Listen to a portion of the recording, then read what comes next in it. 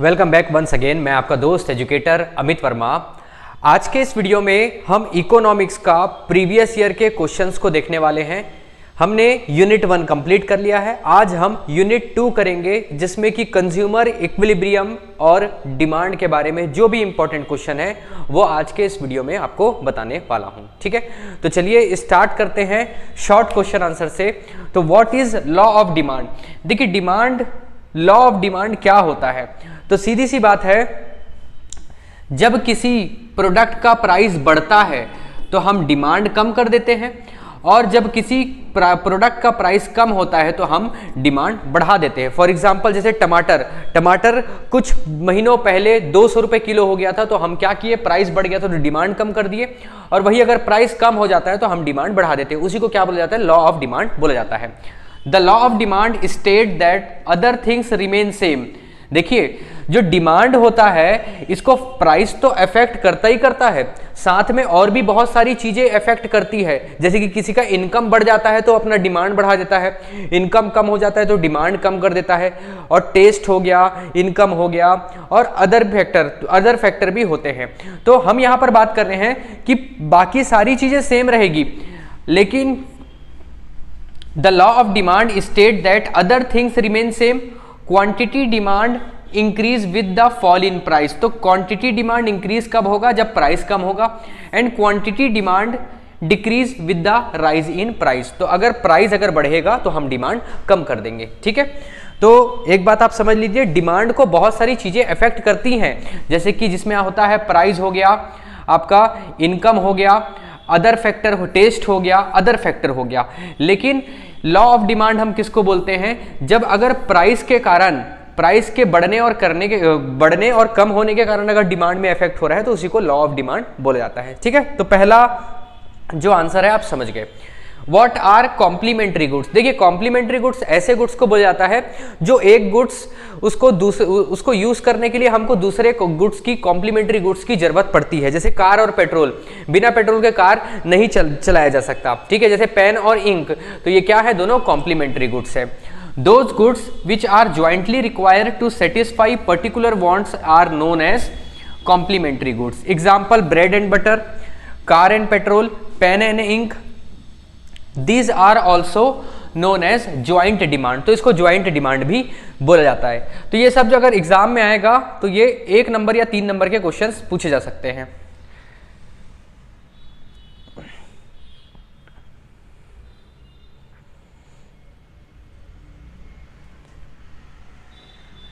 आगे देखिए, what are substitute goods? Substitute goods का मतलब क्या होता है? जैसे कि टी और कॉफी हो गया, tea, coffee, Pepsi, Coca, ये सब क्या है? आपके सब्स्टिट्यूट गुड्स है। अगर किसी एक गुड्स का प्राइस बढ़ जाता है तो हम दूसरे गुड्स का इस्तेमाल करते हैं। जैसे कि कॉफी का अगर रेट बढ़ गया तो हम चाय पियेंगे, चाय का रेट बढ़ गया चाय पत्ती का तो हम कॉफी इस्तेमाल करेंगे। इसी को क्या बोला जाता है? सब्स्टिट्यूट गुड्स बोला जाता है। Commodities which can be used in place of other goods are known as substitute goods. Fall in price of one commodity lead to rise in demand for other commodity.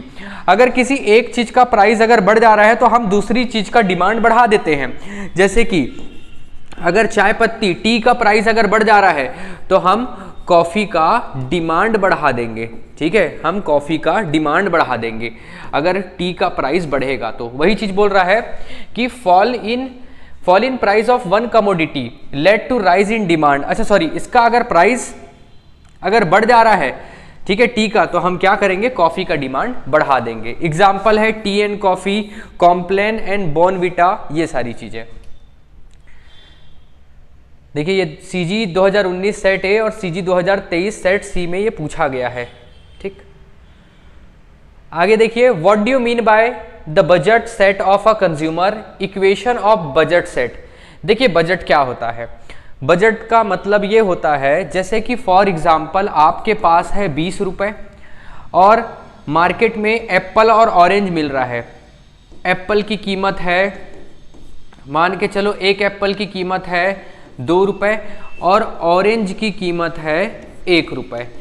तो अब आप किस हिसाब से Apple और ऑरेंज परचेस करोगे? तो हो सकता है आप, जैसे कि आप 5 एप्पल खरीदो और उसमें कितना रुपए लग जाएगा? 10 रुपए लग जाएगा, और आप 10 ऑरेंज खरीदो और उसमें 1 रुपए के हिसाब से 10 रुपए लग जाएगा, मतलब 5 दूनी 10 और 10 गुनी 1 10, टोटल कितना रुपए खर्चा हुआ, 20 रुपए खर्चा हुआ। इसी को क्या बोला जाता है, बजट लाइन बोला जाता है। देखिए, the budget line represent all bundles which the cost consumer his entire income. The budget line is negatively sloping. If the consumer want to consume an extra unit of goods one, he will have to give up some amount of goods two. मतलब अगर किसी एक चीज को ले रहा है तो दूसरे चीज को सेक्रीफाइस करना पड़ेगा।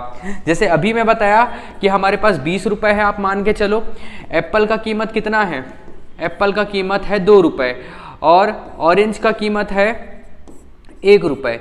तो यहां पर मैं क्या कर सकता हूं, बंडल कैसा बन सकता है, तो मैं 5 एप्पल खरीद सकता हूं और 10 ऑरेंज खरीद सकता हूं, ऐसा बनाया जा सकता है। ठीक है, या फिर ऐसा मैं कर सकता हूं पूरा का पूरा मैं 10 एप्पल खरीद लूं और 1 भी ऑरेंज ना खरीदूं, या ऐसा हो सकता है कि मैं यहां पर 8 एप्पल खरीदूं और 2 ऑरेंज खरीदूं। ऐसा हो सकता है कि मैं 6 एप्पल खरीदूं, तो कितना हो जाएगा, 6 × 2 12 हो जाएगा।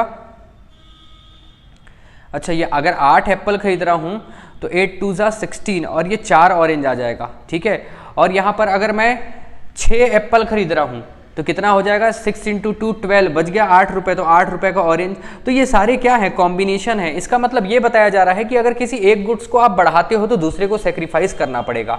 ठीक है, उसी बात को यहां पर बोला है। देखिए, the budget line represent all bundle which cost the consumer his entire income. तो यहां पर इनकम कितना है, 20 रुपए, तो पूरे इनकम को वो खर्च कर रहा है। The budget line is negatively sloping.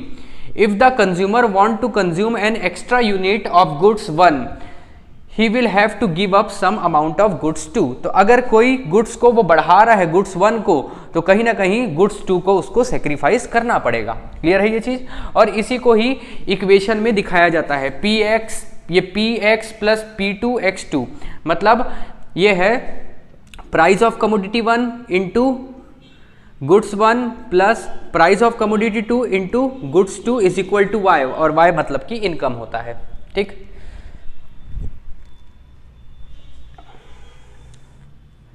What do you mean by Giffen goods. तो देखिए, गिफन गुड्स बोलो या फिर इंफीरियर गुड्स बोलो, ऐसे गुड्स जिसका अगर प्राइस बढ़ रहा है तो उसका डिमांड भी बढ़ेगा, जहां पर लॉ ऑफ डिमांड काम नहीं करता। लॉ ऑफ डिमांड मतलब हम ये समझते हैं कि अगर प्राइस बढ़ेगा तो डिमांड कम होगा और प्राइस कम होगा तो डिमांड, सॉरी मैं क्या बोल रहा हूं, यहां पर प्राइस अगर बढ़ेगा तो डिमांड कम होगा और अगर प्राइस कम होता है तो डिमांड बढ़ जाएगा। क्लियर है, तो यहां पर जो गिफन गुड्स होता है या फिर इंफीरियर गुड्स बोला जाए, इसमें ये चीज लागू नहीं होता है। देखिए, गिफन गुड्स में be define as those goods whose price effect is positive. Price effect positive होता है, income effect is negative. In it the demand fall with the fall in price, the rises with an increase in price. अगर price बढ़ेगा तो demand भी बढ़ेगा, price अगर कम होगा तो डिमांड भी कम होगा। ठीक है, इसी को क्या बोला जाता है, गिफन गुड्स बोला जाता है। आगे है, what do you mean by normal goods. तो नॉर्मल गुड्स सिंपल सी बात है, जो नॉर्मल अपना टीवी, फ्रिज, कूलर, मोबाइल, ये सब है, ये सारे के सारे नॉर्मल गुड्स हैं जिसमें कि आपका लॉ ऑफ डिमांड काम करता है। Normal goods are those goods which the demand increase with the increase in income of the consumer. अगर कंज्यूमर का इनकम बढ़ेगा तो डिमांड बढ़ेगा, और and decrease with fall in income, अगर इनकम अगर कम होगा तो डिमांड भी कम होगा। देखिए, इनकम, अगर किसी आदमी की इनकम अगर बढ़ती है तो वो डिमांड बढ़ा देता है, और अगर इनकम कम होता है तो डिमांड भी वो कम कर देता है। तो उसी को क्या बोला जाता है, नॉर्मल गुड्स। जैसे कि example, demand for such goods like car, refrigerator, television increase with the increase in income and their demand decrease with the decrease in income. ठीक, तो ये क्या कहलाएगा, नॉर्मल गुड्स कहलाएगा।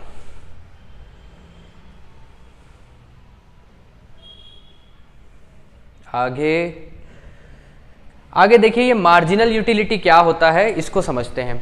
देखिए, कंज्यूमर इक्विलिब्रियम का हमने पूरा का पूरा चैप्टर पढ़ा है और डिमांड का पूरा चैप्टर पढ़ा है। अगर आप मेरे से पढ़ना चाहते हैं तो आप मेरे को कमेंट में लिखिए, आपको मैं पूरा का पूरा कंज्यूमर इक्विलिब्रियम और डिमांड का पूरा चैप्टर की पूरी आपका जितना भी आपका लेक्चर है सारे को मैं अपलोड कर दूंगा। आप अच्छे से पढ़ सकते हैं, मुश्किल से आपको 1-2 दिन लगेगा, ये चैप्टर पूरा कंप्लीट हो जाएगा। ठीक है, हमारे पास वीडियो अपलोडेड है, अगर आप बोलेंगे तो हम उसको बिल्कुल पब्लिश कर देंगे ताकि आप अच्छे से इस चैप्टर को समझ सको। तो देखिए यहां पर यूटिलिटी के बारे में पूछा गया है, मार्जिनल यूटिलिटी क्या होता है। तो आपने स्कूल में पढ़ा होगा, एल्फ्रेड मार्शल नाम के एक इकोनॉमिस्ट थे जिसने कहा कि सेटिस्फेक्शन को हम यूटिलिटी बोलेंगे और यूटिलिटी को मेजर करने का यूनिट होगा यूटिल्स। ठीक है, तो वही यूटिलिटी के बारे में पूछ रहा है कि मार्जिनल यूटिलिटी क्या होता है। तो मैं एक चार्ट के हेल्प से आपको बताता हूं मार्जिनल यूटिलिटी क्या होता है। जैसे कि कोई एक आदमी है जिसको हम पिज्जा खिला रहे हैं, ठीक है, पिज्जा खिला रहे हैं। अब यहां पर हम मार्जिनल यूटिलिटी, अगर पहला पिज्जा खिलाए तो उसको 10 यूटिल का सेटिस्फेक्शन मिला, 2 खिलाए तो 8, तीसरा खिलवाए तो 6, चौथा खिलाए तो 5, उसके बाद इसको 2-4 कर लेते हैं, उसके बाद 5वां खिलाए तो 2 और 6वां खिलाए तो 0 होता है। हर इंसान में ऐसा होता है, अगर आप एक ही चीज को बार बार कंटिन्यू खाओगे बिना टाइम इंटरवल के तो आपको वो चीज बेकार लगने लगेगा, है ना। जैसे कि आपको कोई पिज्जा खिलाया अभी अच्छा लगेगा, सेकंड पिज्जा खाओगे तो उतना अच्छा नहीं लगेगा, थर्ड पिज्जा खाओगे तो सेकंड से और बेकार लगेगा, उसके बाद चौथा पिज्जा खिलाएंगे, 5वां पिज्जा खिलाएंगे, आपको बिल्कुल भी मन नहीं होगा। ये ह्यूमन सारे लोगों को ऐसा ही होता है। तो धीरे धीरे मार्जिनल यूटिलिटी कम होते जाती है। ठीक, और वही बात करें टोटल यूटिलिटी किसको बोलते हैं, तो जितना भी आपको सेटिस्फेक्शन मिला है उसको सबको सम कर देते हैं। जैसे कि पहला पिज्जा खाए तो कितना यूटिलिटी था 10, अब ये दूसरा खाए तो 8 और मिला, मतलब 10 और 8 18, उसके बाद तीसरा खाए तो 6 और मिल गया, मतलब कि 18 में हम 6 और प्लस कर देंगे तो ये हो जाएगा 24। वैसे ही तीसरे से चौथा खाए तो 4 और मिला, मतलब ये हो गया 28, फिर चौथे से पांचवा और खाए तो 2 और मिला, मतलब ये हो गया 30, उसके बाद यहाँ 0 तो ये भी आ जाएगा 30। ठीक है, तो टोटल यूटिलिटी ये होता है। अब क्वेश्चन पूछ रहा है कि मार्जिनल यूटिलिटी क्या होता है। The utility obtain from last unit of commodity is called marginal utility. तो भैया जितना हम कंज्यूम किए हैं, जितना भी हम कंज्यूम किए हैं, ठीक है, उसमें हमको कितना सेटिस्फेक्शन मिला है उसी को हम मार्जिनल यूटिलिटी बोलते हैं। और अगर आप इसको फॉर्मूला देखेंगे तो TUN माइनस TUN माइनस 1, मतलब कि अगर मेरे को पता करना है कि यहाँ पर कितना यूटिलिटी मार्जिनल यूटिलिटी मिला है तो मैं क्या करूँगा, ये सेकंड वाले को 18 वाले को TUN वाले को माइनस करूँगा TUN माइनस 1 से, मतलब ये कितना है 10, तो 18 को 10 से माइनस करूँगा तो यहाँ पर MU निकलेगा 8। तो यही फॉर्मूला यहाँ पर दिया हुआ है। और बात करें right formula of total utility, तो टोटल यूटिलिटी किसको बोलते हैं, जितने भी मार्जिनल यूटिलिटी रहते हैं सबको अगर प्लस कर दोगे तो वही टोटल यूटिलिटी निकल जाएगा। आप देखिए सबको ये प्लस करें, 10, 8, 18, 6, 24, 24 और 4 28 और 28 और 2 30 और 30 और 0 30, तो कितना आ रहा है टोटल यूटिलिटी, लास्ट में 30 आ रहा है। तो वही total utility is equal to MU1 plus MU2 plus MU3 ऐसा करके आप लिख सकते हो, या फिर ऐसा भी लिख सकते हो total utility is equal to, ये उल्टा ई बना है मतलब कि summation of sum of MU, तो जितना भी मार्जिनल यूटिलिटी है सबको प्लस करोगे तो वो टोटल यूटिलिटी निकल जाएगा।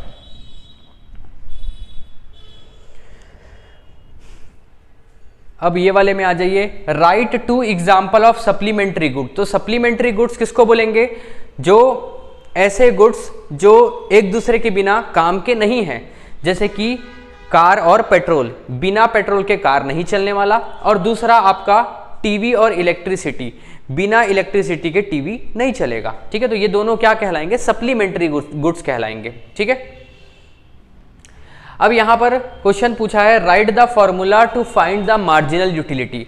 अब मार्जिनल यूटिलिटी कैसे निकालते हैं, तो ये फॉर्मूला तो हम देख लिए। ठीक है, अब देखो यहां पर एग्जाम्पल के साथ यहां पर बताया गया है कि मार्जिनल यूटिलिटी कैसे निकाला जाएगा। सिंपल सी बात है, it refers to additional utility on account of consumption of an additional unit of a commodity. ठीक है, कोई एक्स्ट्रा कमोडिटी कंज्यूम करते हैं तो उसमें जितना सेटिस्फेक्शन मिलता है वही क्या है, मार्जिनल यूटिलिटी है। जैसे कि 10 units of commodity yield satisfy 100 utils, मतलब 10 यूनिट 10 यूनिट कमोडिटी कंज्यूम किए तो 100 यूटिल मिला, और 11 यूनिट कमोडिटी को कंज्यूम किए तो यहाँ पर 105 का सेटिस्फेक्शन मिला। मतलब कितने का अंतर आ रहा है, 100 से 105, मतलब कि 5 यूटिल्स का सेटिस्फेक्शन मिला। तो वो जो 5 है वही क्या है, मार्जिनल यूटिलिटी है। ठीक है, टोटल यूटिलिटी का मतलब क्या होता है, तो जितना भी आपका कंजप्शन होता है जिसमें हमको सेटिस्फेक्शन मिलता है, और सेटिस्फेक्शन को इकोनॉमिक टर्म में हम यूटिलिटी बोलते हैं।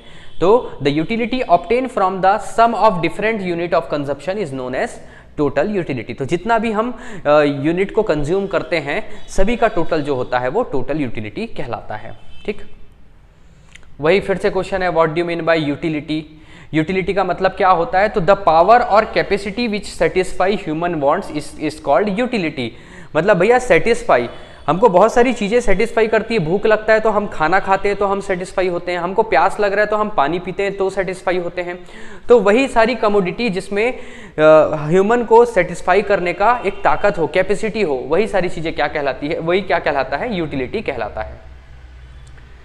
अब देखिए ये आपके आएंगे तो 6 नंबर का आएगा एग्जाम में।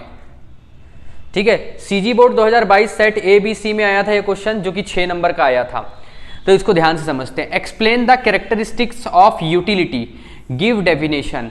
तो भैया यूटिलिटी का मतलब क्या होता है कि आपको कोई चीज खाने में कितना सेटिस्फेक्शन मिलता है या कंज्यूम करने में कितना सेटिस्फेक्शन मिलता है। ठीक है, उसी को ही क्या बोला जाता है, यूटिलिटी बोला जाता है। और ये कौन बताया था, एल्फ्रेड मार्शल ने बताया था। और यूटिलिटी को मेजर किससे करते हैं, यूटिल से करते हैं। तो utility is a psychological word, एक ये साइकोलॉजिकल वर्ड है। Utility is formless things which is concern with human sentiment. It can only be experience because it has no form. इसको सिर्फ अनुभव किया जा सकता है, इसका कोई फॉर्म नहीं होता। There is for utility is suppose to be a psychological word, इस वजह से इसको साइकोलॉजिकल वर्ड बोला जा रहा है। That the utility of one commodity may be different from different person, it is an abstract noun. Abstract noun मतलब कि भाववाचक संज्ञा, एक भाव है ये। जैसे कि 2 लोग हैं, एक जन खाना खाया हुआ है और एक जन खाना नहीं खाया है। जो खाना खाया है उसको भी, दोनों को पिज़्ज़ा खिला रहे हैं, तो जो खाना नहीं खाया है उसको बहुत अच्छा लग रहा है, लेकिन जो खाना खा के आया ऑलरेडी पेट भरा हुआ है उसको अच्छा नहीं लग रहा है। इसी का मतलब क्या होता है कि जो भी आपका यूटिलिटी है एक कमोडिटी का, वो may be different from different person. तो अलग अलग पर्सन का अलग अलग यूटिलिटी होता है। ठीक है, डिपेंड अपॉन टेस्ट प्रेफरेंस, है ना, या कितना उसको नीड है उसका। तो यूटिलिटी क्या है, एक साइकोलॉजिकल वर्ड है। ठीक, दूसरा यूटिलिटी इज इंडिविजुअल कैरेक्टर। ये इंडिविजुअल कैरेक्टरिस्टिक्स है, मतलब कि वो डिपेंड करता है कि उस आदमी को वो कैसा लगता है। अगर कोई आदमी को पिज़्ज़ा खाना बहुत पसंद है तो उसकी यूटिलिटी, उसको सेटिस्फेक्शन काफ़ी ज़्यादा होगा जब पिज़्ज़ा खाएगा तो। और कोई ऐसा व्यक्ति जिसको बिल्कुल भी पसंद नहीं है उसको बिल्कुल भी उतना सेटिस्फेक्शन नहीं होगा। ठीक है, तो utility is an individual characteristic. The second characteristics of utility is that it is a personal. The same utility is found to be different from different individual. हर इंसान का यूटिलिटी अलग रहेगा। The utility of a commodity of one individual depend on his desire, taste, fashion, habit, environment and such other circumstances. ठीक है, तो depend करता है। जैसे कि लोग 2 जन दोस्त मूवी देखने गए, एक जन को बहुत ज़्यादा मजा आया उस मूवी में और एक जन को बोरिंग लगा, तो वो क्या है, एक एब्स्ट्रैक्ट नाउन है, भाव है उनका, वो उनका अलग अलग परसेप्शन है। हो सकता है कई लोगों को वैसी मूवी पसंद नहीं आती, इसलिए उसका यूटिलिटी जो होगा वो कम होगा। और कई लोग ऐसे होते हैं जिनको वैसी मूवी देखनी बहुत पसंद है तो उनका यूटिलिटी ज़्यादा आएगा। ठीक, तो utility is an individual characteristic. Utility depend on intensity of want. कितना आपको उस चीज़ की ज़रूरत है उस पर डिपेंड करता है यूटिलिटी। जैसे कि कोई आदमी बहुत ज़्यादा भूखा है तो उसको अगर खाना दिया जाएगा तो उसकी यूटिलिटी ज़्यादा होगी, मतलब उसको खाना खाने के बाद सेटिस्फेक्शन मिलेगा। लेकिन कोई आदमी भरपेट खाना खा के आया है, उसको आप खाना खिलाओगे तो उसका कहीं ना कहीं सेटिस्फेक्शन कम रहेगा। ठीक है, तो यहाँ पर यूटिलिटी का मतलब क्या हो रहा है, सेटिस्फेक्शन की बात हो रही है। ठीक है, इकोनॉमिक टर्म में हम उसको यूटिलिटी बोलते हैं। देखिए यहाँ पर लिखा भी हुआ है, this is the reason why man get maximum. अच्छा पूरा पढ़ लेते हैं। The utility of commodity depend on intensity of its want. उसको कितना ज़्यादा जरूरत है उस पर डिपेंड करता है utility. A person will obtain utility of a commodity depending upon the intensity of the utility of commodity to the individual. This is the reason why a man get maximum utility from food when he is very hungry. तो अगर जो भूखा है वो अगर खाना खाएगा तो यूटिलिटी जो है वो सबसे ज़्यादा रहेगा. But the utility become zero when his hunger is satisfy. अगर वो खाना खा लिया है या कंप्लीट कर लिया है तो उसकी यूटिलिटी जीरो हो जाएगी. ठीक है.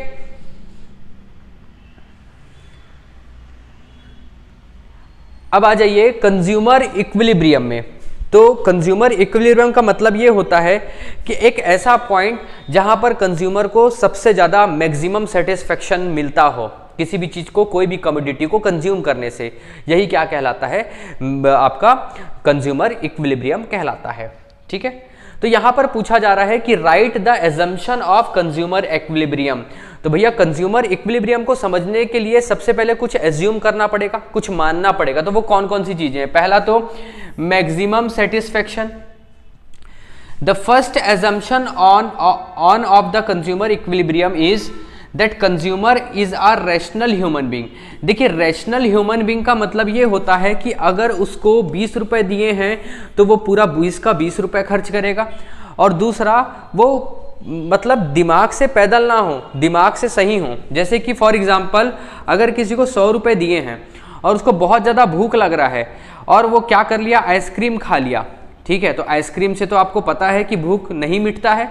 तो यार वो रैशनल ह्यूमन बीइंग नहीं कहलाएगा. तो रैशनल का मतलब ये है कि उसके पास जितना पैसा है वो पूरा का पूरा खर्च करेगा और बेस्ट अपना मैक्सिमम सेटिस्फेक्शन लेने की कोशिश करेगा उस पैसे से. हम भी ऐसे ही करते हैं रियल लाइफ में. हमारे पास जो भी पैसा रहता है हम उसमें बेस्ट से बेस्ट चीज़ लेते हैं जिससे हम ज़्यादा से ज़्यादा सेटिस्फाई हो सकें. तो पहला एजम्पशन है कि भैया वो रैशनल ह्यूमन बीइंग हो. By purchasing two goods he can achieve maximum satisfaction. आगे है no change in taste and habit of the customer during the analysis. जब हम कंज्यूमर इक्विलिब्रियम निकालेंगे उस समय ना ही कोई टेस्ट में ना ही कोई हैबिट में चेंज आएगा. It is assumed that during the time of analysis of consumer equilibrium there is no change in taste habit liking of consumer. Perfect competition, there is a perfect competition in the market from where he purchase his goods. ठीक है. मतलब कि price जो है commodity का वो कितने बार भी खरीदे सेम रहेगा. Consumer has indifference map. Consumer has indifference map showing his scale of preference of various combination of two goods apple and mango. This scale is preference remain the same through out the analysis. तो देखिए हम ना जैसे कि मैं आपको बता रहा था कि 10 एप्पल लेगा, स्टार्टिंग में आपको बता रहा था 10 एप्पल लेगा, एक भी ऑरेंज नहीं लेगा. फिर 8 अगर एप्पल लेता है तो यहाँ पर 4 ऑरेंज लेगा. अगर 6 एप्पल लेता है, इस तरीके से मैं आपको बता रहा था. तो वैसे ही वो बेस्ट अल्टरनेटिव चूज करेगा. No change in the price of commodity. जो भी प्राइस होगा कमोडिटी का वो चेंज नहीं होगा. और कांस्टेंट अमाउंट ऑफ मनी, और जो मनी होगा कंज्यूमर के पास वो कांस्टेंट होगा. मतलब जैसे 20 रुपए है तो 20 रुपए ही होगा, चेंज नहीं हो सकता. तो ये सारी चीज़ों को एज्यूम करेंगे तब जाके हम कंज्यूमर इक्विलिब्रियम निकाल पाएंगे. ठीक है. तो वो एजम्पशन पूछा गया है, क्या क्या एजम्पशन रहते हैं.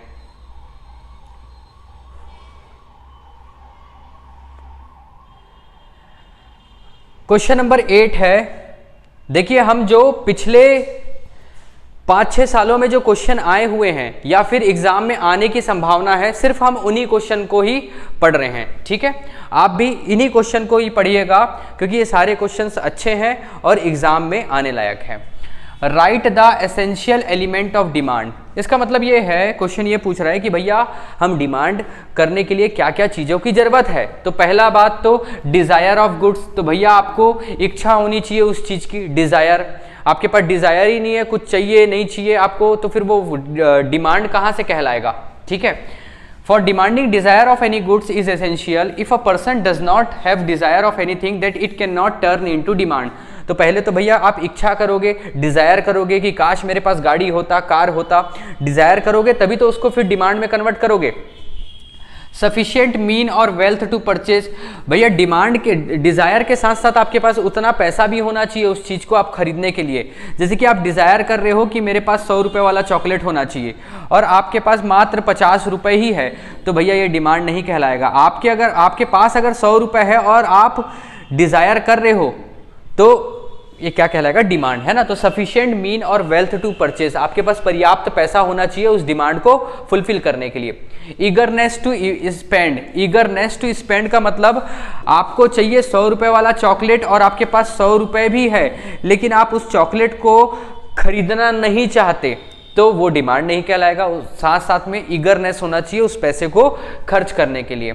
और फिक्स्ड प्राइस और फिक्स्ड टाइम, मतलब जिस टाइम में आप फिक्स्ड प्राइस, जिस टाइम में आप खरीद रहे हो उस समय प्राइस फिक्स्ड है। Demand is always expressed at fixed price, मतलब देखिए जितनी भी चीजें हैं मार्केट में उसका एक निश्चित मूल्य रहता है। जो भी चीज आप डिमांड करते हो उसका एक फिक्स्ड प्राइस होगा। Demand is always expressed at fixed price. If it is not expressed in terms of price we can not call it demand. अगर कोई ऐसी चीज है जिसको हम मनी टर्म में कैलकुलेट नहीं कर सकते तो वो डिमांड नहीं कहलाएगा। जैसे कि आप काफी दिन से परेशान हो और आप बोल रहे हो मेरे को सुकून चाहिए, तो भैया सुकून चाहिए तो उसको तो आप खरीद नहीं सकते, तो वो डिमांड नहीं कहलाएगा। ऐसी सारी चीजें जिसको आप परचेज कर सकते हो, जिसका कोई एक फिक्स्ड प्राइस हो, वो डिमांड कहलाता है। उसके बाद पांचवा है fixed time. Demand is always expressed at a particular time in a specific time, only quantitative of demand is demanded. ठीक है, तो ये हुआ एसेंशियल एलिमेंट ऑफ डिमांड। तो भैया डिमांड करने के लिए क्या क्या चीज की जरूरत है। मार्जिनल यूटिलिटी, टोटल यूटिलिटी आपको मैं बता चुका हूं।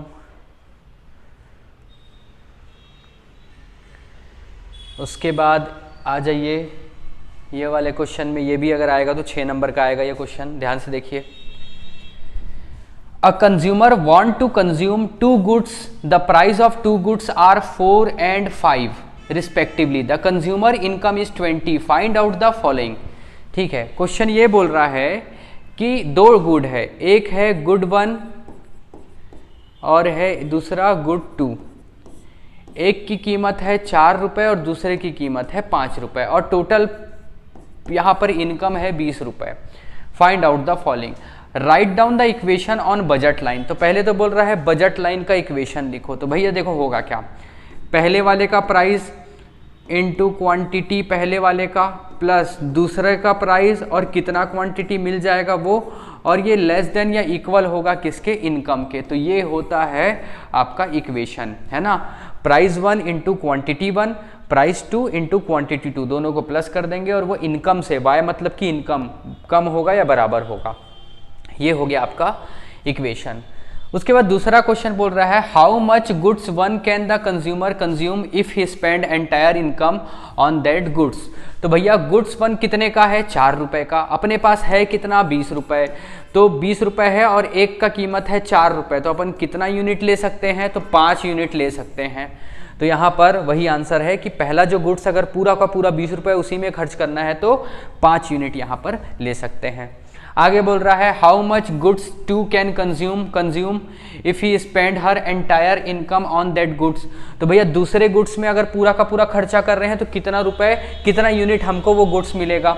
दूसरे गुड्स की कीमत कितनी है, 5 रुपए, हमारे पास है 20 रुपए और 5 रुपए पर यूनिट है, मतलब कि कितना यूनिट मिलेगा, 4 यूनिट वो गुड्स मिलेगा, 4 यूनिट्स।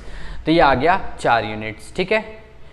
और आगे बोला है what is the slope of budget line. तो बजट लाइन का स्लोप कैसा होता है, तो आप कुछ इस तरीके से ये डायग्राम बनाकर ये ऐसा लाइन खींच देना, ठीक है, यही स्लोप होता है, ठीक है। ये सारी चीज़ों को समझाने के लिए अभी तो उतना समय नहीं है। मैं आपको फिर से बोल रहा हूँ कि अगर आपको ये चैप्टर पूरा पढ़ना है तो आप कमेंट में लिखिए, आपको पूरा का पूरा हमारे प्लेलिस्ट में जाएंगे तो आपको पूरा का पूरा वो वीडियो हम अपलोड कर देंगे, ठीक है, जिसमें कि आपका कंज्यूमर इक्विलिब्रियम और डिमांड के पूरे आपके टॉपिक होंगे। पूरा आपका नवबोध का बुक है, उसमें जो भी एक एक चीज़ दिया हुआ है सारी चीज़ें उसमें कवर होगी। आगे क्वेश्चन ये बोल रहा है how does the budget line change if the consumer income increase 40 but the price remain change. अब देखिए यार, कोई प्रोडक्ट का प्राइस चेंज तो नहीं हुआ, लेकिन इनकम चेंज हुआ, और आदमी का जब इनकम चेंज होता है तो वो अपनी डिमांड भी बढ़ा देता है। ठीक, तो देखिए यहाँ पर ऐसा बताया गया है, देखो पहले ये गुड्स 1 है और गुड 2 है। पहले ये कुछ इस तरीके से खर्च करता था, यहाँ पर गुड 2 को वो 4 खरीदता था और गुड 1 को वो 5 खरीदता था। ठीक है, और ये 4x + 5x = 20, मतलब कि इसको ऐसा ले लेता हूँ, ये गुड 1 और ये गुड 2। ठीक, अब देखिए गुड 1 कितना लेता है, वो 5 लेता है, और इसकी कीमत कितनी है, तो कितना लूँ, चलो रेट तो नहीं पता, छोड़ो। तो पहले 5 लेता था गुड 1 को, और गुड 2 को कितना लेता था, 4 लेता था। अब इसकी इनकम डबल हो गई। ठीक है, अब इसकी इनकम ना डबल हो गई, 40 रुपये हो गया। तो भैया इसका बजट जो लाइन है वो क्या हो जाएगा, अपवर्ड शिफ्ट हो जाएगा, ऊपर की तरफ चले जाएगा, ऊपर की तरफ चले जाएगा। अब कितना लेगा, ये गुड 1 को वो 10 लेगा और गुड 2 को वो 8 लेगा। समझ पा रहे हैं? तो जब किसी का इनकम बढ़ता है तो अपने वो डिमांड को भी बढ़ा देता है। पहले डिमांड इतना था, इतना ही सामान मिलता था, अब वो बढ़ गया। उसी बात को यहाँ पर लिखा हुआ है, N increase in consumer income. अगर कोई कंज्यूमर का इनकम बढ़ता है, imply that consumer can purchase increase quantity of both commodities. तो दोनों कमोडिटी जो है ना, एप्पल हो गया या मैंगो, जो भी है, एप्पल मैंगो या फिर एप्पल ऑरेंज, जो समझना है, तो दोनों का वो कमोडिटी वो बढ़ा के लेगा। Prevailing market price, as a result the consumer will face a new budget line. तो हमको यहाँ पर नया बजट लाइन देखने को मिलेगा। The new budget line will shift upward, will shift rightward parallel to the original budget line. तो पहले ये ओरिजिनल बजट लाइन था, इसके ये राइटवर्ड शिफ्ट हो रहा है। It can be explain with the following figure. तो ये फिगर में बताया गया है। ठीक है,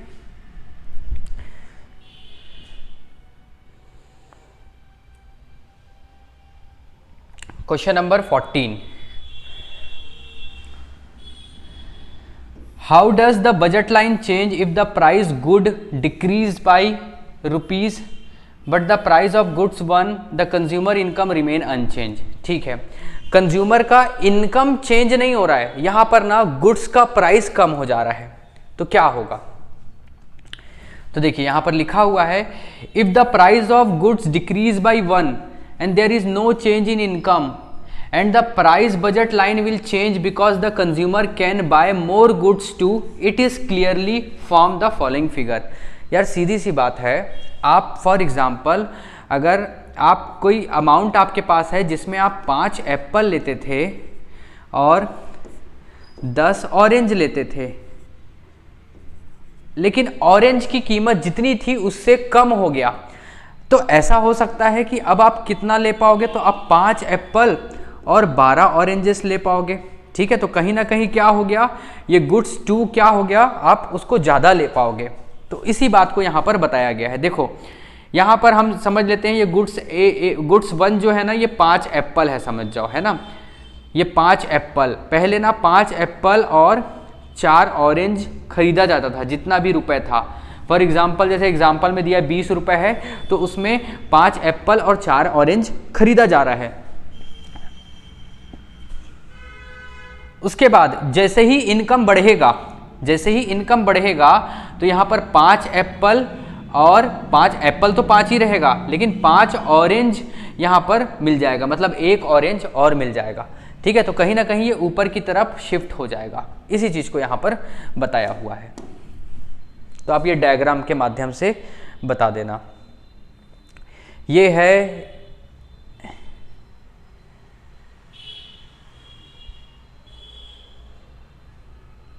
देखिए, ये इंपॉर्टेंट क्वेश्चन है। इस क्वेश्चन को आप इंपॉर्टेंट है इसको अच्छे से करके जाना।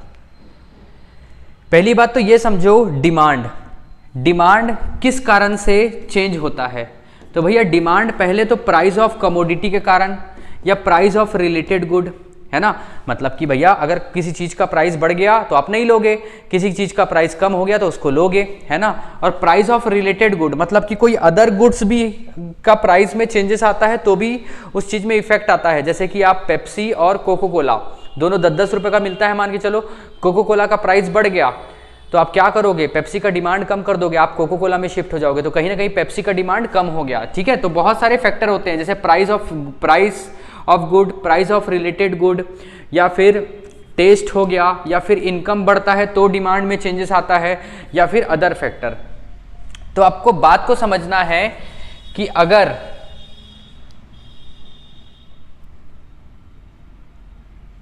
प्राइस के बढ़ने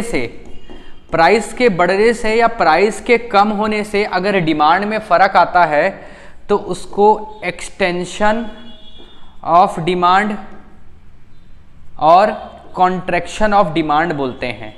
ठीक है, कॉन्ट्रैक्शन ऑफ डिमांड। अगर प्राइस के बढ़ने से कम होने से अगर चेंजेस आ रहा है तो एक्सट्रैक्शन ऑफ डिमांड और कॉन्ट्रैक्शन ऑफ डिमांड समझेंगे, है ना।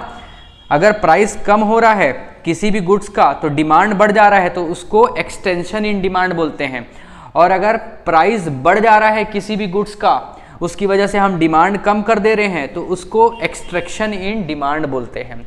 लेकिन अगर बाकी अदर जो फैक्टर है उनकी वजह से डिमांड में फर्क आ रहा है ना, डिमांड अगर इनकी वजह से डिमांड अगर इंक्रीज हो रहा है तो इसको इंक्रीज डिमांड बोलेंगे, और अगर अदर फैक्टर की वजह से अगर डिमांड में डिक्रीज आ रहा है तो डिक्रीज इन डिमांड बोलेंगे। ठीक है, इतनी सी बात है। एक्सटेंशन ऑफ डिमांड मतलब कि प्राइस, अगर प्राइस में अगर कोई फर्क आ रहा है तो एक्सटेंशन इन डिमांड होगा, एक्सटेंशन इन डिमांड या फिर एक्सटेंशन कॉन्ट्रैक्शन ऑफ डिमांड। समझते हैं पहले एक्सटेंशन इन डिमांड क्या होता है, तो एक कर्व बना के आपको समझाता हूं। देखिए मान के चलो पहले कोई 15 रुपए में हम कोई सामान खरीदते थे, यहाँ पर हम 15 रुपए में हम यहाँ पर खरीदते थे 5 केजी सामान, तो कुछ हमारा लाइन कुछ इस तरीके का बनता था। लेकिन अब उसी का ही कीमत यहाँ पर क्या हो गया, कम हो गया। मान के चलो जो सामान खरीदते थे वो 10 रुपए का हो गया, अब 10 रुपए का 1 किलो हो गया, तो अब हम अपनी डिमांड बढ़ा दिए और अब हम कितना लेते हैं, 10 केजी लेते हैं। ये क्वांटिटी को डिनोट कर रहा है और ये प्राइस को, मतलब कि जो हमारा लाइन है कुछ इस तरीके से खिंचाएगा।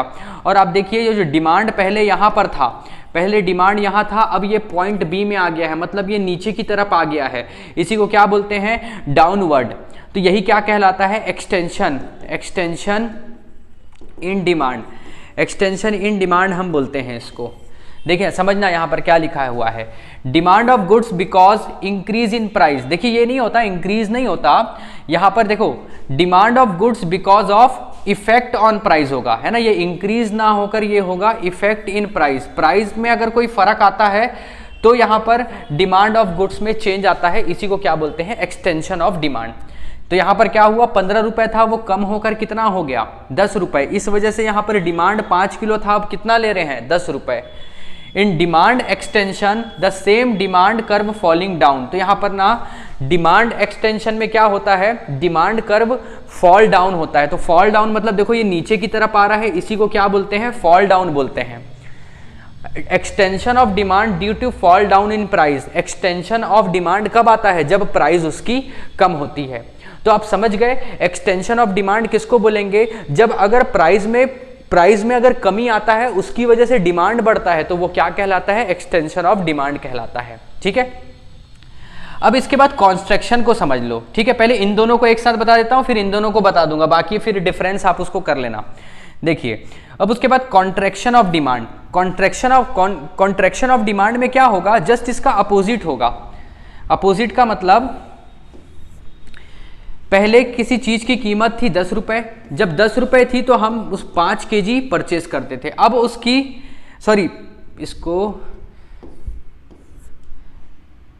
जब 10 रुपए केजी था तब हम यहाँ पर 10 रुपए केजी था तब 10 केजी लेते थे। अब उसका रेट बढ़ गया है, अब वो रेट बढ़कर हो गया है 15 रुपए, तो रेट बढ़ गया है तो अब हम मात्र 5 केजी ही ले रहे हैं। मतलब कि जो हमारा स्लोप बना कुछ इस तरीके से बना, ये पॉइंट ए है और पॉइंट बी, मतलब कि ये ऊपर की तरफ जा रहा है ये लाइन। ठीक है, इसी को क्या बोलते हैं, कॉन्ट्रैक्शन ऑफ डिमांड। मतलब डिमांड प्राइस के बढ़ने से यहां पर डिमांड क्या हो गया, कम हो गया। It means decrease in demand due to increase in price of commodity and the other things are constant. तो जो इंक्रीज हो गया प्राइस कमोडिटी का, है ना, और अदर थिंग्स कांस्टेंट था।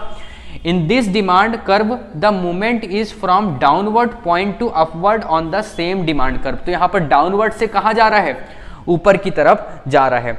Contraction of demand is result of effect क्या दिया हुआ है, contraction of demand is result of effect of price. तो ये प्राइस की वजह से होता है। क्लियर है? तो आप समझ गए एक्सटेंशन ऑफ डिमांड में क्या होगा, प्राइस के कम होने से डिमांड बढ़ता है और कॉन्ट्रैक्शन ऑफ डिमांड में प्राइस के बढ़ने से डिमांड कम होता है। ठीक, अब इंक्रीज इन डिमांड और डिक्रीज इन डिमांड कब बोलेंगे, जब प्राइस के अलावा और बाकी चीजें मतलब प्राइस ऑफ रिलेटेड गुड या फिर इनकम या फिर टेस्ट या फिर अदर फैक्टर की वजह से डिमांड और सप्लाई में फर्क आता है, तो उसको बोलते हैं इंक्रीज इन डिमांड या फिर डिक्रीज इन डिमांड। इसको हम इनकम से समझते हैं। जैसे कि फॉर एग्जांपल यहां पर 10 रुपए में कोई प्रोडक्ट मिल रहा है और उसको हम खरीद रहे हैं 5 kg। ठीक है, तो हमारा जो डिमांड कर्व है कुछ इस तरीके से बन रहा है। ठीक, लेकिन अचानक से वो बंदे की इनकम बढ़ गई और वो इनकम बढ़ गई तो ऑटोमेटिक क्या करेगा, प्राइस तो सेम था उस प्रोडक्ट का, अपना डिमांड को वो बढ़ा देगा और वो 5 किलो के बजाय वो 10 किलो खरीदेगा और जो डिमांड कर्व है कुछ यहाँ पर ऐसा आ जाएगा, कुछ इस तरीके से बन जाएगा। मतलब कि पूरा का पूरा ये अपवर्ड राइटवर्ड शिफ्ट हो गया डिमांड कर्व, है ना।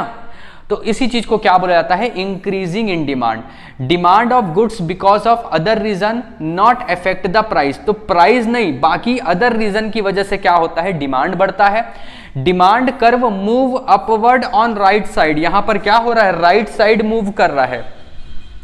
Increase in demand due to increase in consumer income. तो यहां पर कंज्यूमर का इनकम बढ़ गया, इस वजह से यहां पर डिमांड बढ़ गया। क्लियर है? फिर अब दूसरा डिक्रीज इन डिमांड देखते हैं।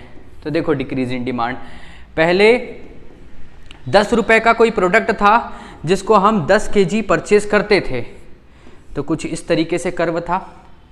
अब यहां पर क्या हुआ, आदमी का इनकम कम हो गया, वो जितना रुपए कमाता था उससे वो अब आधा कमा रहा है। ठीक है, जैसे आईटी में काम करता था, समझो कोविड लग गया, कोविड आ गया तो वर्क फ्रॉम होम हो गया और आधा सैलरी मिलने लग गया।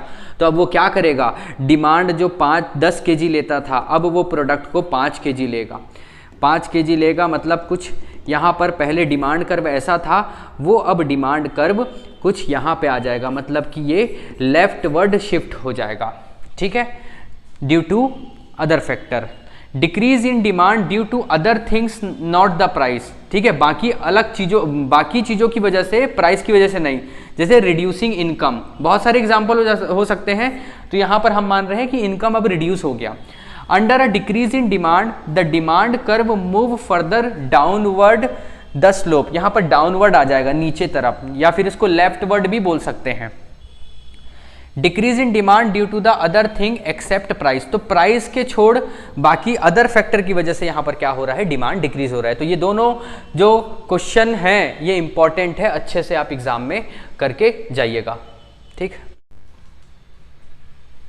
देखिए अब लॉन्ग आंसर का क्वेश्चन नंबर 2 देखिए, ये 6 मार्क्स के हैं ना ये सारे questions. Write any 6 exception to the law of demand. देखिए लॉ ऑफ डिमांड का मतलब क्या होता है, प्राइस बढ़ेगा तो डिमांड कम होगा, प्राइस अगर कम होता है तो डिमांड बढ़ जाएगा। ठीक है, ये है लॉ ऑफ डिमांड। लेकिन ऐसे कौन कौन सी चीजें हैं जहां पर लॉ ऑफ डिमांड काम नहीं करता है। तो पहला necessity of life. Necessity of life मतलब कि भाई जो जीवन जीने के लिए बहुत जरूरी है, ऐसे चीजों का अगर प्राइस बढ़ता है या कम होता है तो हम उतना ही खरीदेंगे जितना हमको खरीदना है। ठीक है, फॉर एग्जाम्पल भाई नमक, अगर नमक का प्राइस बढ़ता है या कम होता है उससे हमको कोई फर्क नहीं है, हम जितना नमक इस्तेमाल करते हैं करेंगे ही, क्योंकि बिना नमक के हम सब्जी या बहुत सारी चीजें बना ही नहीं सकते। ठीक है, या फिर हम बात करें दवाई की, दवाई भी एक नेसेसिटी ऑफ लाइफ है। अगर दवाई का कीमत, जैसे कोई शुगर पेशेंट है या बीपी पेशेंट है, यार अगर प्राइस बढ़ रहा है या कम हो रहा है तो उसको उससे मतलब नहीं है, वो बीपी का दवाई रेगुलर वो खाएगा और जितने क्वांटिटी में वो कंज्यूम करता है उतना ही करेगा। तो नेसेसिटी ऑफ लाइफ। दूसरा होता है social status symbol. There are certain goods which constitute a social status symbol, a consumer has to buy them for maintaining his prestige in the society. तो भैया मार्केट में हमारे सोसाइटी में कुछ ऐसी चीज़ें होती है जो हमारा सोशल स्टेटस सिंबल होता है, जैसे कार हो गया, भले उसकी प्राइस बढ़े या कम हो, अगर किसी को अपना इस स्टेटस सिंबल अगर दिखाना है तो वो कार बिल्कुल वो खरीदेगा ही, ठीक है। He is therefore compelled to purchase such goods in spite of increase in the price. The law of demand will not operate as such. तो यहाँ पर लॉ ऑफ डिमांड काम नहीं करता। प्रीशियस स्टोर्स मतलब कि जैसे सोना हो गया, चांदी हो गया, डायमंड हो गया, आप देखे हो सोने का रेट बढ़ते ही जा रहा है लेकिन लोग उसको खरीदते ही हैं, तो यहाँ पर लॉ ऑफ डिमांड काम नहीं करता। Ignorance and psychology of consumer. If the consumer is not aware of the competitive price of a commodity prevailing in the market, he may buy it in more quantity at higher price. It may be psychological phenomena that higher price represent high quality. The law of demand may not operate as such. तो देखो यहाँ पर ना कुछ लोग ऐसे होते हैं हमारे सोसाइटी में जिनको ये लगता है कि अगर हम ज़्यादा कीमत का है मतलब वो अच्छा होगा वो प्रोडक्ट, और कम कीमत का है मतलब वो चीप होगा, कुछ दिन में वो खराब हो जाएगा। तो ये एक साइकोलॉजिकल है। तो ignorance and psychological of consumer, तो कंज्यूमर क्या सोचता है, वो ज़्यादा कीमत का है या उसका रेट बढ़ा हुआ है मतलब वो अच्छा होगा और उसको खरीदा जाता है, ठीक है, उसकी डिमांड बढ़ते जाती है। तो यहाँ पर लॉ ऑफ डिमांड काम नहीं करता। Change in fashion, habit, interest and preference, तो ये भी एक मुख्य कारण है जहाँ पर आपका डिमांड इफेक्ट नहीं करता। The law of demand does not The law of demand does not operate when there is change in consumer taste, habit, interest, fashion, preference. A commodity of new fashion will be purchased more even if the price is increased, and so also in case of change in habit, interest, taste and preference. तो यहाँ पर क्या होता है, नए fashion के हिसाब से अगर कोई प्रोडक्ट आ रहा है तो लोग उसको खरीदेंगे भले उसका प्राइस बढ़ा हुआ क्यों ना हो, ठीक है। उसके बाद छठवां है complementary goods. Complementary goods are another exception to the law of demand. Example, demand of DVD player increased due to fall in price, ठीक है। Demand for DVD will also increase irrespectively of its high price. उसके बाद है question 4, explain the factor affecting demand. कौन कौन से factor हैं जो कि डिमांड को अफेक्ट करते हैं। तो पहली बात तो इनकम ज़्यादा होगा तो डिमांड ज़्यादा करेंगे, इनकम कम होगा तो डिमांड कम करेंगे। Price of substitute good, price of substitute good भी जैसे कि पेप्सी हो गया और कोला हो गया, अगर पेप्सी का प्राइस अगर बढ़ जा रहा है तो हम कोको कोला का डिमांड बढ़ा देंगे क्योंकि भैया इसका प्राइस बढ़ गया है तो हम कोको कोला पियेंगे, ठीक है। तो यहाँ पर price of substitute goods. Price of complementary goods, price of complementary goods का मतलब होता है जो एक गुड्स दूसरे गुड्स के बगैर काम ना कर सके, ठीक है। तो उसके बढ़ने से भी कहीं ना कहीं फर्क आता है। नंबर ऑफ कंज्यूमर, कंज्यूमर के बढ़ने से कम होने से भी फर्क आता है। कंज्यूमर के टेस्ट से, प्रेफरेंस से फर्क आता है। Expectation of future price increase, अगर लगता है कि भविष्य में उसकी कीमत में बढ़ोतरी होने वाली है तो भी यहाँ पर डिमांड में इफेक्ट होता है, ठीक है। तो ये टोटल 6 पॉइंट हो गए। उसके बाद है explain the type of price elasticity of demand. तो देखिए इलास्टिसिटी ऑफ डिमांड एक लंबा टॉपिक है। टोटल यहाँ पर 5 इलास्टिसिटी ऑफ डिमांड होते हैं जो कि perfectly elastic, perfectly in elastic, उसके बाद यूनिटरी इलास्टिक, उसके बाद रिलेटिवली इलास्टिक और फिर उसके बाद रिलेटिवली इन इलास्टिक, जिसको आपका लेस देन और मोर देन भी बोलते हैं, ठीक है। तो आपको फिर से बता रहा हूँ, आपको ये सारों का वीडियो अगर चाहिए तो कमेंट आप कीजिए, बिल्कुल आपको वो वीडियो मिल जाएगा, ठीक है। या फिर आप जहाँ कमेंट करेंगे वहाँ पर आपको लिंक दे दिया जाएगा, उस लिंक से आप जाकर उस वीडियो को देख सकते हैं, ठीक है। Explain the law of demand with the help of table. तो लॉ ऑफ डिमांड का यहाँ पर टेबल बनाया गया है, ठीक है। Explain the law of diminishing marginal utility, ये कर लेना, ये काफ़ी इंपॉर्टेंट है। Law of diminishing marginal utility का मतलब ये है कि अगर कोई बंदा अगर कंटिन्यू कोई चीज़ को कंज्यूम करता है तो उसकी मार्जिनल यूटिलिटी धीरे धीरे कम होती जाती है। जैसे कि मैं आपको एक पिज़्ज़ा खिलाऊंगा तो मान के चलो आपका यूटिलिटी 10 है, दूसरी बार खिलाया तो 8 है, तीसरी बार खिलाया तो 6 है, ऐसे करके धीरे धीरे कम हो जाता है और एक समय में माइनस हो जाता है, मतलब कि जो कर्व बनता है वो नीचे की तरफ जाता है लाइन, ठीक है। देखो बना हुआ है, पहले यूनिट ऑफ ब्रेड, पहला ब्रेड खाए तो आपको 10 यूटिलिटी का सेटिस्फेक्शन मिला, 10 यूटिलिटी का सेटिस्फेक्शन मिला। दूसरा खाए तो 8, फिर 6, 4, 2, 0, फिर माइनस, मतलब खाने का इच्छा नहीं है। और टोटल मतलब कि आप प्लस करते जाओगे। ये 10 प्लस किए, फिर 10 में 8 प्लस किए तो 18 आ गया, 18 में 6 प्लस किए तो 24, 24 में 4 तो 28, फिर 2 प्लस किए तो 30, फिर 0 प्लस किए तो 30, फिर -2 किए तो 28, फिर -4 किए तो 24। ठीक है, ये हुआ टोटल यूटिलिटी। और ये क्या होता है, धीरे धीरे धीरे धीरे मार्जिनल यूटिलिटी कम होते जाता है और नेगेटिव में भी चले जाता है। ठीक है, तो आप इतना कर लोगे तो आपका काम चल जाएगा। ठीक है, बाकी सबको आप छोड़ सकते हैं। तो मेरे हिसाब से ये कंप्लीट होता है। नेक्स्ट वीडियो में हम नेक्स्ट पार्ट देखेंगे। मिलते हैं नेक्स्ट वीडियो में। वीडियो देखने के लिए बहुत बहुत धन्यवाद।